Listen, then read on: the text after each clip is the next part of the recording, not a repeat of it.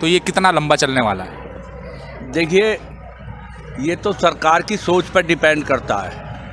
हम लोग तो अपनी बात कहना है, और जब तक बात पूरी नहीं होती, जब तक जो काले कानून है वो वापस नहीं होते, तो हम तो बैठे रहेंगे और तादाद में बढ़ते रहेंगे।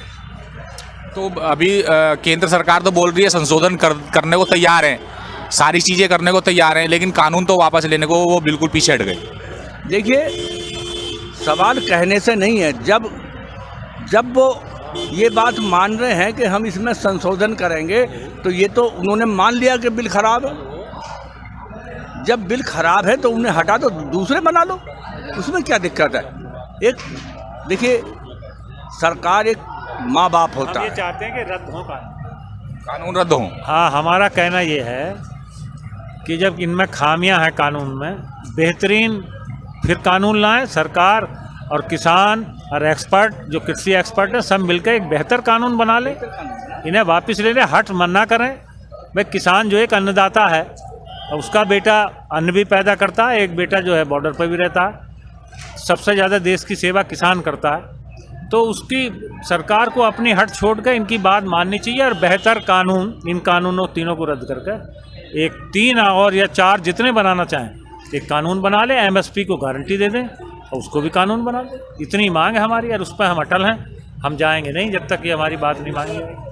प्रधानमंत्री तो आश्वासन दे रहे हैं, अभी स्वामीनाथन रिपोर्ट का भी आश्वासन दे रहे हैं कि वो भी हो जाएगा, इसमें भी कर देंगे, लेकिन अभी को ऐसा कुछ मतलब हो नहीं पा रहा है। किसान लग रहा है, उनका कहने का मतलब कि भ्रम में है। देखिए, प्रधानमंत्री जी तो जब से प्रधानमंत्री बने हैं, जब से हमें आश्वासन ही दे रहे हैं, दुगनी आय भी बता रहे हैं, मुनाफा भी बता रहे हैं, सारी चीज़ें बता रहे हैं। और बजाय मुनाफे के एक बात बताओ, आप भी यहीं के रहने वाले होंगे, सारी जिनसों को देखिए जो हमें बाज़ार से लेनी पड़ती है, चाहे ट्रैक्टर हो, चाहे सीमेंट हो, चाहे आप कपड़ा हो, चाहे सोना चांदी हो, चाहे फल हो, कोई चीज़ है, ये सारी चीज़ें किस स्तर से बढ़ गई, और हमारी जिन्स का 1 रुपया भी नहीं बढ़ाया।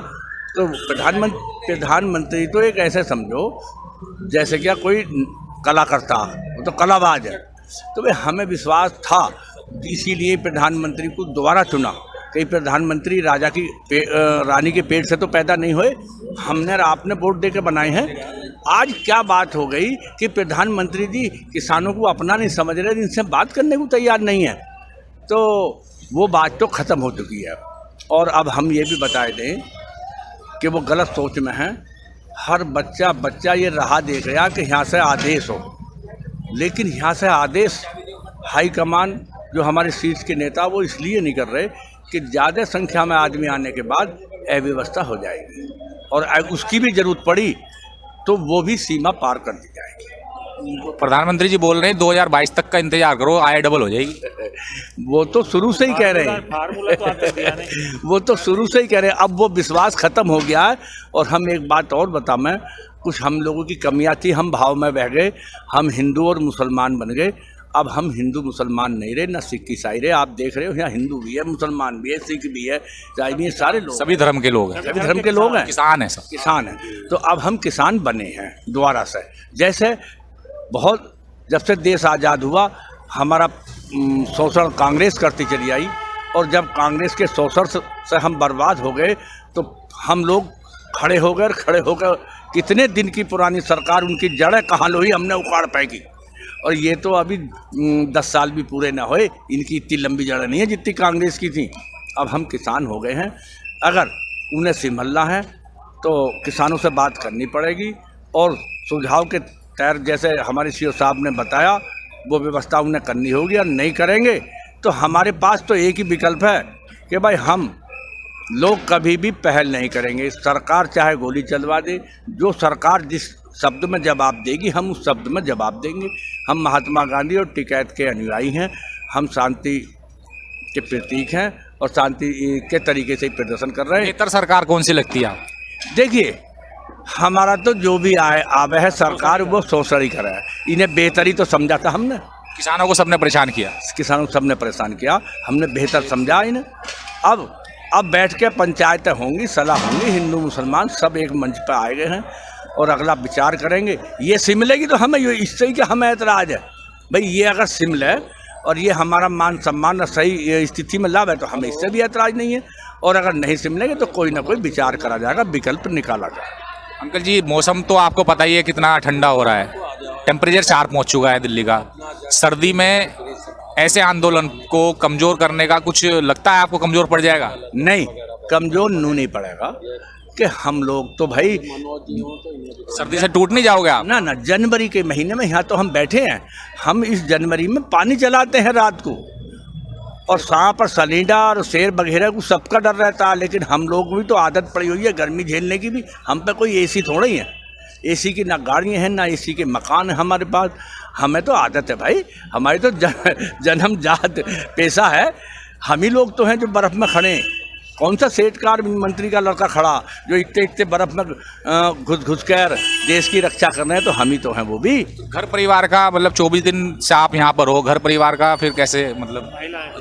देखिए, घर परिवार का सब मालिक कर रहा है, महिला हैं, बच्चे हैं, और जरूरत पड़ेगी तो फिर महिला, बच्चों और पशुओं के साथ फिर हम दिल्ली आएंगे। जैसा सरकार चाहेगी वैसे हम तैयार। परिवार भी इस आंदोलन में आ जाएगा फिर? बिल्कुल बिल्कुल बिल्कुल। क्या करें परिवार, वहाँ परिवार रह के ही क्या करेगा भाई? जब ज़्यादा आंदोलन लंबा चलेगा और व्यवस्थाएं सारी गड़बड़ाएंगी घर की भी, तो फिर तो खेती वेती छोड़ करके सब यहीं आ जाएंगे।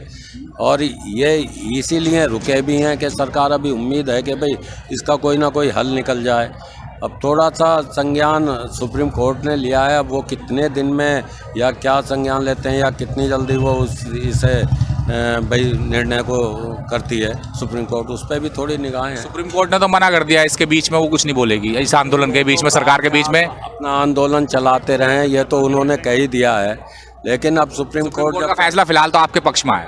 जी, तो उस पर भी है। ऐसा नहीं है जब यहाँ आंदोलन चलेगा, अब सरकार भी पीछे नहीं हटेगी, किसान भी नहीं हटेगा, तो सुप्रीम कोर्ट को भी कहीं ना कहीं तो आना पड़ेगा। जैसे कि ये अब आया है तो फिर भी उसे कुछ ना कुछ करना पड़ेगा। सुप्रीम कोर्ट का फैसला आया कि आंदोलनकारी जो भी हैं किसान लोग रोड खाली कर दें, किसान लोग हट जाएं, फिर क्या करोगे आप? नहीं, रोड तो खाली है, रोड कहाँ, हमने रोड कहाँ रोका हुआ है? रोड तो भाई खाली है।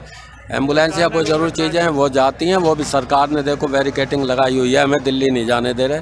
हम थोड़ा ही रोड रोक रहे हैं। तो बोला बुराड़ी मैदान आ जाओ आप।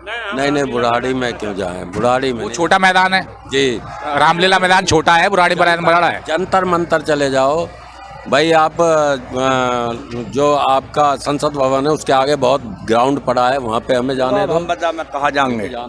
26 तारीख आ रही है, हम जाएंगे लाल किले पर। 26 तारीख में वहीं रहेगा मामला। परेड में शामिल होंगे आप? परेड में शामिल होंगे हम 26 जनवरी। बहुत ठंड हो जाएगी। अरे साहब, ठंड का तो मतलब क्या है? हम तो ठंड के और गर्मी के तो कीड़े ही हैं। अरे हमारे ऊपर तो देश ही निर्भर है। अच्छा, जो फसलें खड़ी हैं, अभी गन्ना खड़ा होता है यूपी में इस टाइम, वो फसल का क्या हो?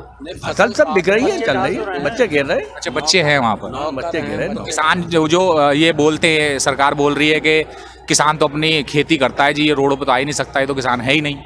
अब एक काम कर लो, अरे खेती के लिए किसान के परिवार में कई लोग होते हैं, एक ही किसान थोड़ा ही है। खेती में पूरा परिवार जो होता है सब खेती करता है। एक आदमी अगर आ भी गया परिवार से तो बाकी खेती कर रहे हैं। वहाँ पे बच्चे हैं, एक आध कोई मजदूर भी होता है, उससे खेती हो रही है।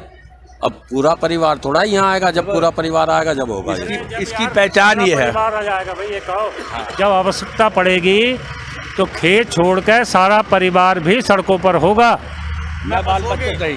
हम जब ही जाएंगे जब हमारे ये कानून रद्द हों और नए कानून सरकार किसानों के बीच बैठ के बनाए।